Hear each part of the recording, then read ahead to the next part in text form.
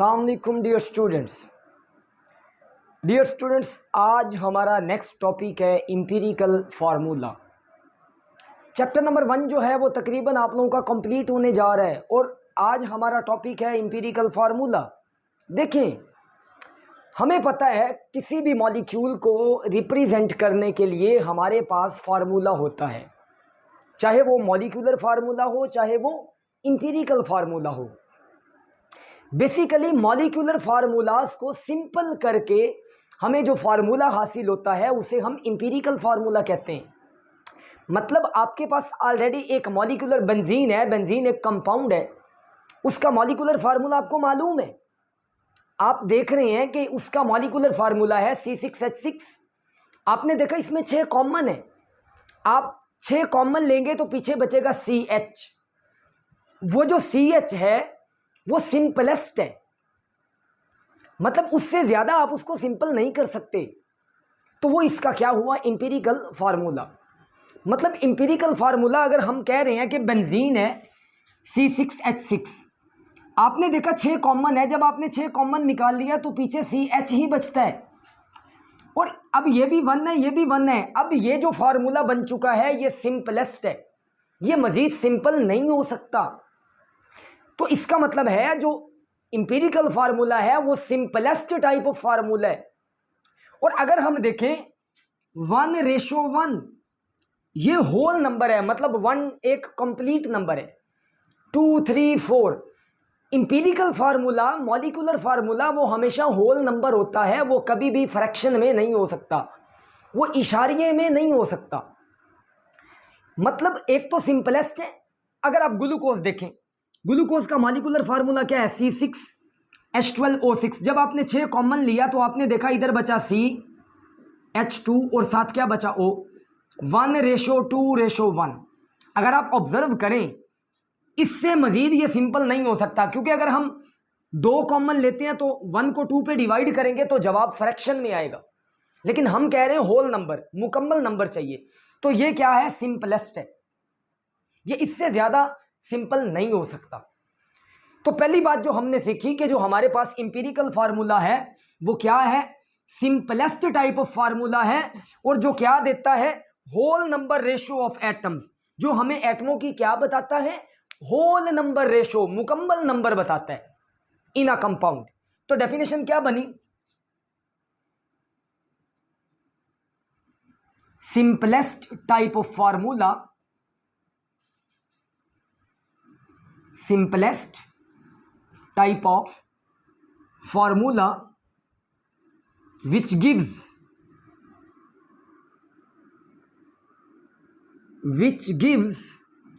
क्या भला, smallest whole number ratio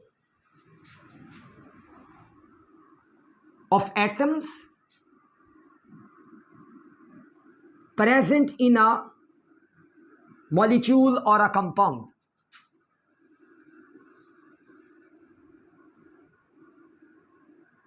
या कंपाउंड, इसे हम कहेंगे इंपीरिकल फार्मूला। इंपीरिकल फार्मूला पहली चीज क्या है, सिंपलेस्ट है, कि ये मजीद सिंपल नहीं हो सकता। जो क्या देता है, स्मॉलेस्ट होल नंबर रेशो, मतलब इससे छोटा भी नहीं हो सकता, सिंपलेस्ट भी नहीं हो सकता, स्मॉलेस्ट भी नहीं हो सकता, ये सबसे ज्यादा सिंपलेस्ट करके और स्मॉलेस्ट करके आपको बताएगा। तो the type of formula which give simplest whole number ratio of atoms present in a compound or a molecule, जो किसी भी कंपाउंड में या मॉलिक्यूल में मौजूद है। फॉर एग्जाम्पल, अगर हम इसकी एग्जाम्पल लिखें तो एग्जाम्पल में हम क्या लिखेंगे, एग्जाम्पल में हम लिखेंगे इंपीरिकल फार्मूला ऑफ बेंजीन। अगर हम बेंजीन का इंपीरिकल फार्मूला देखें, उसका मॉलिक्यूलर फार्मूला क्या बनता है भला, C6H6। और अगर आप 6 कॉमन ले तो पीछे क्या बचा, CH। ये भी 1:1, तो ये इसका क्या हुआ, इंपीरिकल फार्मूला। तो हम क्या लिखेंगे, जो इंपीरिकल फार्मूला है किसका, बेंजीन का, हमारे पास वो क्या बन रहा है, CH बन रहा है, CH, और रेशो क्या है 1:1। मजीद इससे सिंपल ये नहीं हो सकता। दूसरी बात, इंपीरिकल फार्मूला ऑफ ग्लूकोज, वो आपके पास क्या बन रहा था भला, CH2O, 1:2:1। अब मजीद अगर आप सिंपल करेंगे तो नहीं होगा, क्योंकि 2 है, इधर 1 है, तो 1/2 फ्रैक्शन में आ गया, इशारिये में आ गया, होल नंबर नहीं रहा। इसके अलावा देखें, empirical formula of sucrose, C12H22O11। My dear students, अगर आप इस कंपाउंड को देखें ना, अगर हम इसमें 12 कॉमन लेते हैं तो इन दोनों में से 12 कॉमन नहीं आ रहा, और अगर आप 11 कॉमन लें तो इन दोनों में से तो 11 कॉमन आता है, लेकिन कार्बन 12 है उसमें से 11 कॉमन नहीं आ रहा। तो आपका जवाब इशारिये में आ जाएगा, फ्रैक्शन में आ जाएगा, जो कि काबिले कबूल नहीं है। तो दैट्स वाई इसका इंपीरिकल फार्मूला भी यही होगा और मॉलिक्यूलर फार्मूला भी यही होगा। मैंने आपको लॉजिक बता दिया कि कंपाउंड का इंपीरिकल और मॉलिक्यूलर फार्मूला सेम हो सकता है। कब हो सकता है? जब उसमें से कोई भी नंबर कॉमन ना आ रहा हो। जिस कंपाउंड में कोई भी नंबर कॉमन नहीं आता, उसका इंपीरिकल फार्मूला और मॉलिक्यूलर फार्मूला क्या होता है? सेम होता है। ये उन्हीं कंपाउंड में से है, अमोनिया भी उसी कंपाउंड में से है, वो मैं मॉलिक्यूलर फार्मूला में जाके बताऊंगा। तो ये डेफिनेशन हो गई और एग्जांपल हो गई। इसका स्क्रीनशॉट ले लें, इसको नोट कर लें। अब देखें how to find empirical formula. Empirical formula को फाइंड कैसे करते हैं, उसके कुछ इंपॉर्टेंट स्टेप्स हैं। जरा अब एक्टिव रहिएगा, क्योंकि बड़ा इंपॉर्टेंट है। थोड़ा सा आपको टफ लगेगा, लेकिन मैं पूरी कोशिश करूंगा कि उसको इजी करके समझाऊं। तो हमारे पास है जी अब इसके कुछ स्टेप्स, जिसमें स्टेप 1 क्या है? आपको पेपर में मान लीजिए कोई भी कंपाउंड दिया गया और कहा गया है कि जब वो कंपाउंड डीकंपोज होता है तो उससे कार्बन इतने % बनती है, हाइड्रोजन इतने % बनती है, ऑक्सीजन इतने % बनती है। बताओ उस कंपाउंड का इंपीरिकल फार्मूला क्या होगा? नाम वो खुद बता देगा। सिंपल, उसने क्या करना है, उसने आपको कंपाउंड दे देना है, उसका नाम दे देना और कहना है कि इतना कंपाउंड था, उसको डीकंपोज किया, डीकंपोज करने पे कार्बन इतने % बनी, हाइड्रोजन इतने % बनी, ऑक्सीजन इतने % बनी। बताएं उसका इंपीरिकल फार्मूला क्या होगा? सम टाइम वो हमें मैथ देता है और हमें कहता है परसेंटेज इंपीरिकल फार्मूला निकालें, तब हमें परसेंटेज निकालना पड़ती है। सम टाइम वो परसेंटेज हमें खुद दे देता है, तो फिर हमारी मौजें, फिर हम नहीं देखेंगे कि क्या है, हम स्टेप्स देखेंगे, यूज करके जान छुड़वाएंगे। तो पहला स्टेप हमारे पास क्या बनता है? Determine percentage of each element. सबसे पहले माय डियर स्टूडेंट्स, आपने हर एलिमेंट की परसेंटेज निकाल लेनी है, और परसेंटेज निकालने का फार्मूला क्या है? मैस ऑफ एलिमेंट ऊपर रखें, मैस ऑफ कंपाउंड नीचे, मल्टीप्लाइड बाय 100। तो परसेंटेज निकालने का मैं साथ ही फार्मूला लिख देता हूं। कैसे निकालते हैं?